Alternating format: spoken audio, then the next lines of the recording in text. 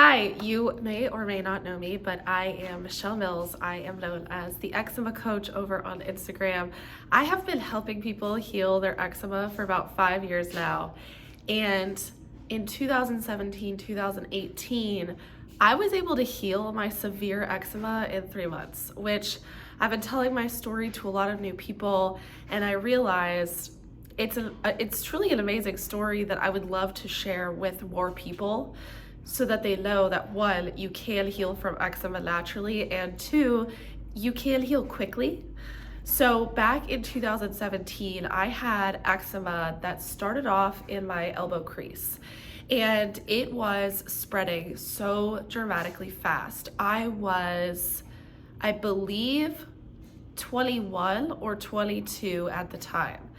And now that I have done so much research on eczema and have worked with hundreds of people now, I have realized that for women, for some reason, we go through some sort of hormonal change around that age. So it is common for women to develop eczema again around the age of like 22. So I also was in a stressful period of time and had a history of antibiotics. I had just graduated college. I moved cities. I knew nobody in the city. I was going through a lot of stuff emotionally. I started grad school. It was just a lot of stuff at once. I was eating very bad. So these are some of the symptoms that I look for in my clients for candida overgrowth. But basically, I was eating, and then I had to eat after I ate. I was craving carbs like bagels. I was binge eating, so like I would eat, and I just like couldn't stop.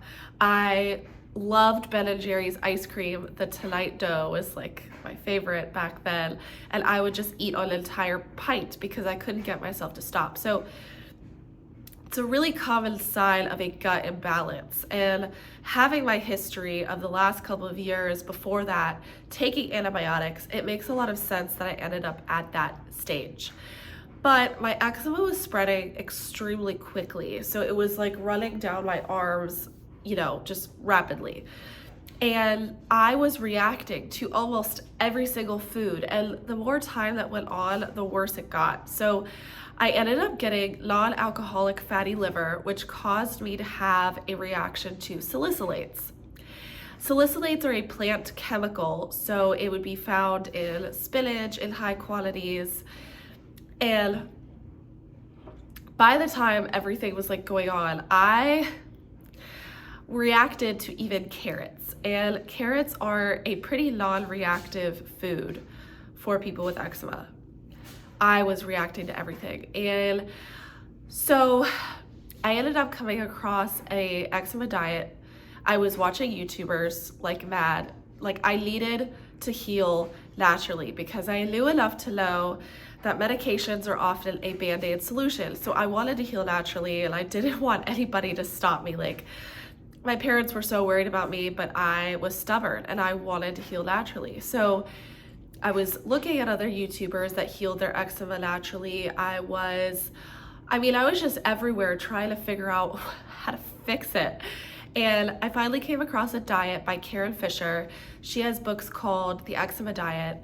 And I started on that diet and things started to get better. She raised some awareness of what I needed to do because moisturizers were not doing anything. I remember going to CVS, which is a drugstore here in America, and I would get anything that said eczema and it burned. It burned. Every single time it burned so bad. And I ended up figuring out that if I put shea butter mixed with olive oil, mixed with a drop of tea tree oil, that was like a miracle for me at that time. And I actually have super old videos on this channel, like at that time of my life. If you are curious enough to go backwards in time and see me like account what was going on at that time. So I started on the diet. She raised awareness about salicylates, histamines, glutamates, a bunch of stuff. And I started on a diet and it started to work. So I was on a super limited diet just because of my own reactions, which is really common. And I was healing, but I was healing slowly. And I knew that I had to figure out a way of healing faster. I'm like, I can't deal with this for a long time. Like it was severe. And so it was like, I would wake up in the middle of the night and I was like really, really itchy. I would scratch in my sleep, wake up with like skin underneath my nails. I was oozing. It was so painful. I remember this one time I ate a brownie, gluten-free, dairy-free, all the things. I reacted so badly. I was screaming. I called my mom and I was like, I don't know what to do. Like, this is awful. Like, my flares to food were horrible. So when I work with my clients now, I have a lot of empathy because, and it's like bringing up emotions right now because it's like, it was a really hard thing to go through. Eczema is not easy, but I ended up developing my own diet, and I took a bunch of elements. I started doing research through NCBI, and I was reading research articles and trying to piece together all of the pieces of eczema. I found out that, like, because my liver was so overworked, I needed to detox my liver, so I used milk thistle and dandelion. I needed to heal my gut, so I loved bone broth. So my whole thing then was like gut health, which was the correct thing to do. And so my diet ended up being like, I could eat green beans, lentils, sweet potato, fish, maybe celery. Like, I couldn't eat but maybe 8 foods at that time. And I was so creative. Like, I would always like make little plates. Like, I would decorate my plate with the foods that I could eat, try different things. I could have papaya.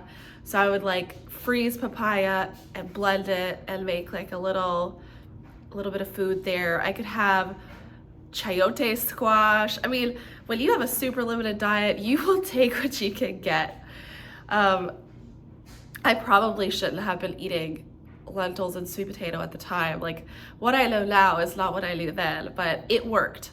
So I was taking supplements. My go-to was glycine and milk thistle, and still to this day, I will tell everyone, take glycine, take milk thistle. Glycine will help with sleep. I was also taking me telling you what I did then doesn't necessarily mean that these are all the things that I recommend now. If you want to know what I recommend now, I would go to my Instagram at the Eczema Coach, and that's like all the stuff that I recommend now. But I just genuinely want to tell my story. I took L-lysine, I took L-glutamine, which I don't believe in anymore, but at the time I took that. I was taking collagen powder. I was drinking milk thistle tea as much as possible. When I would wake up in the middle of the night, it was so weird. I would go downstairs and make oatmeal because oatmeal was one of the only other things I could eat. Oatmeal with like bananas, which is so starchy. I don't even know how I like healed with that, but I did. And like, for some reason, eating the oatmeal would reduce the issues that I like, the severe itch I would have in the middle of the night. So I would like zombie walk downstairs, make myself oatmeal, eat it, take a glycine, take a milk thistle, and then I was like finally able to go back to sleep. So the way mine healed is it got really, really flaky. So I went through that stage 2 where it was like shedding and it would be flakes everywhere. I was so addicted to scratching. I mean, I'm sure if you're watching this, you're addicted to scratching too. There's a biological mishap that happens. It's called the itch scratch cycle, and you basically become addicted to the scratching because it feels so good versus feeling pain. And so I trained myself out of scratching eventually.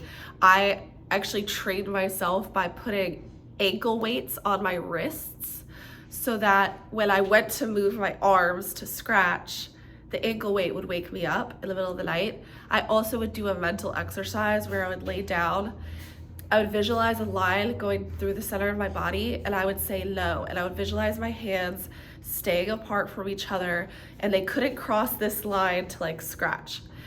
And I actually, once I finally got a hang of that, I have not scratched my eczema in years. So now, this is like, you know, that was back then. Now, like, my eczema is only ever really like this big, super, super mild. If it's there, I know why it's there, and I know how to heal it. A lot of times it's my own fault. It has to do with stress, and it has to do with, like, in the fall, I had flares behind my legs because I was making biscuits, and my diet was kind of off, eating like a lot of carbs versus how I eat now. Anyway, all that to say is I healed in 3 months, and it went from super severe, it flaked, and then it was lighter than my skin tone, and then eventually you can't see any scars from where I had eczema down my arms, thankfully. I had a little bit on my wrist. I remember maybe like a little bit like somewhere around my mouth, and it did come back a little bit throughout the years. So the very next year in winter, I had a severe flare again, but I knew how to heal it, and I'm very grateful for all the knowledge I was able to accumulate. Now, sitting here in 2023, I know way too much about eczema because I'm obsessed with it, and I think about it every single day of my life. So I would love to hear from you. Like, if you have a story about your eczema, if you want to comment down below. Having a community, I felt so alone. I didn't know anybody with eczema. My family didn't have eczema. I was the only one. So by using YouTube as a source of community, if you want to use the comment section, feel free.